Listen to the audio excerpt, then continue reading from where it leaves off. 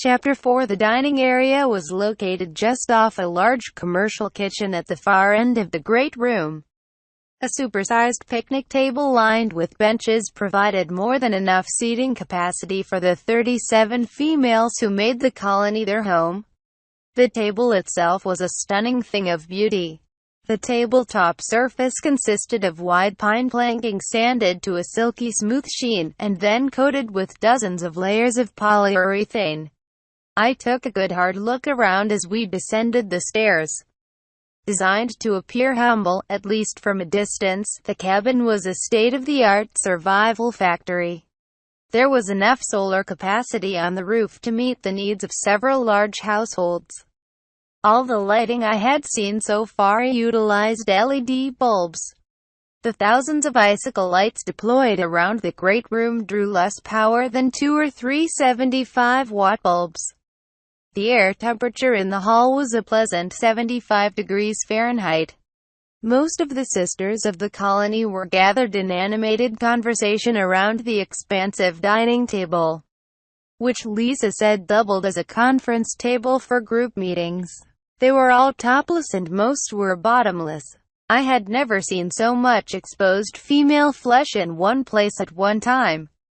I was frankly in a daze as I tried to process a torrent of new information. I was kinda prepared for the sight before me thanks to Lisa's sudden introduction to public nudity.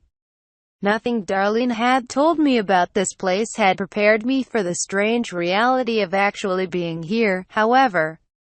One of the women spotted us and shouted out a greeting to Lisa before we had even descended a third of the way down the staircase. A naked Darlene was waiting for me with a hug by the time we reached the bottom of the stairs. Darlene whispered in my ear as we embraced, "Give me a long, wet, sloppy kiss and play with my ass." I'll explain later. I had learned long ago that obedience was the best course of action when Darlene gives a command like that. We locked lips and traded spit in one of the most passionate kisses we had shared in a long time. I ran my hands over her bare bottom and lovingly caressed her buttocks as I held her. Darlene let a low moan out.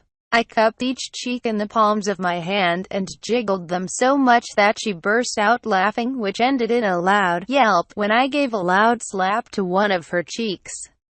"What was that for?" she whispered. "That was for your excessively detailed account of my prick sexual deficiencies," I whispered back. Darlene giggled, gave me a quick kiss, took my hand, and then pulled me in the direction of the dining table as she said, "You've got to get some dinner before it's all gone. It's venison stew. And it is absolutely delicious, flavored with an assortment of tasty vegetables that I couldn't identify." The stew was thick, hearty, and spicy. Darlene was right. The taste was out of this world delicious. After allowing me a few minutes to eat, Darlene started to introduce me to each of the sisters. Darlene has a natural ability to remember names.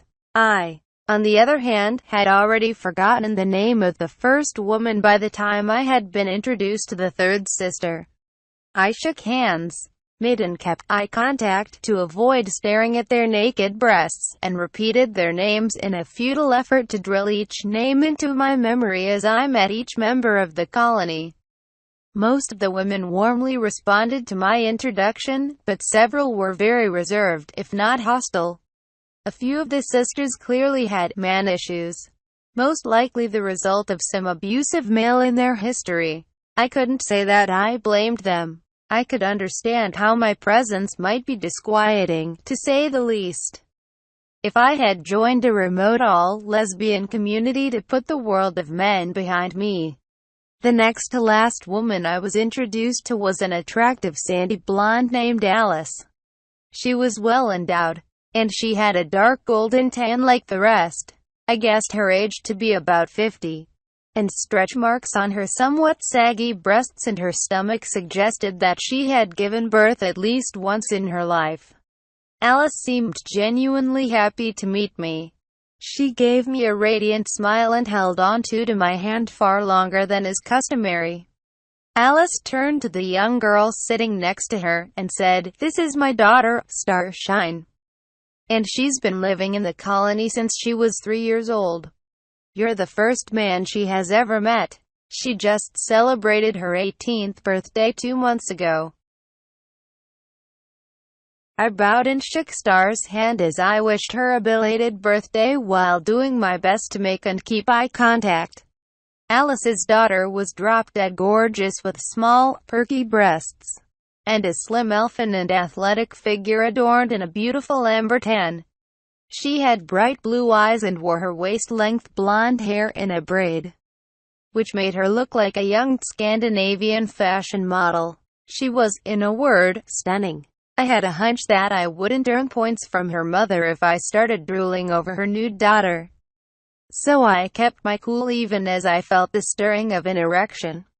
Thank the Lord I was still fully dressed. Her mother must have been a mind reader. Alice took my hand and pulled me close and asked, "Why are you still dressed, Dennis?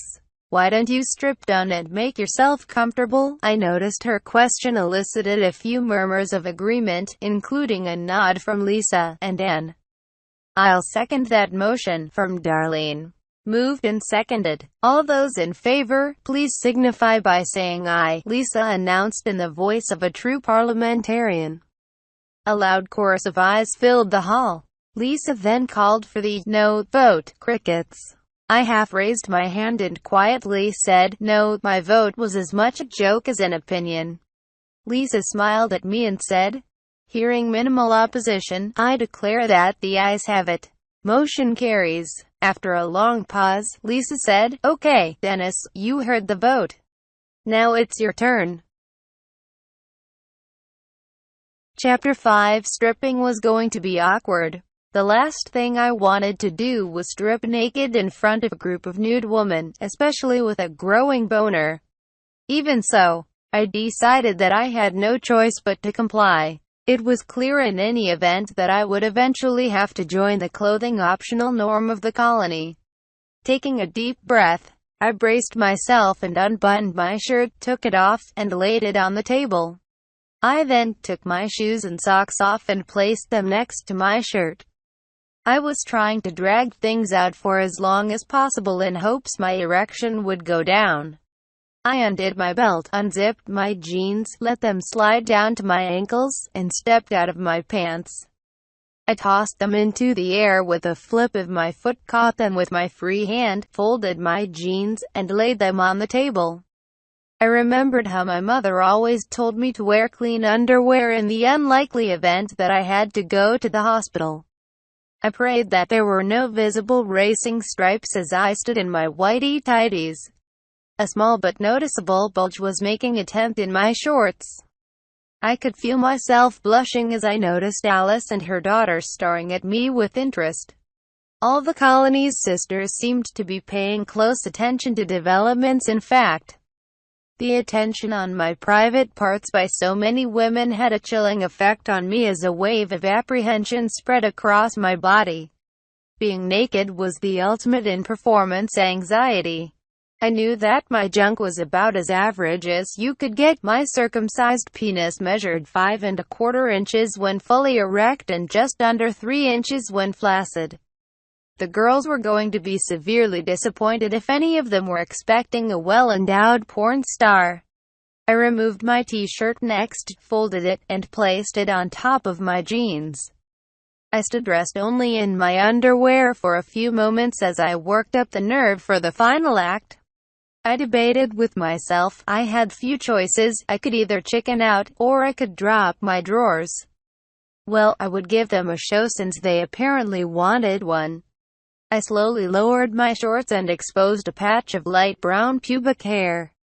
I paused and then turned away from the table and slowly slid my shorts to a half-mast position, leaving half my buttocks exposed.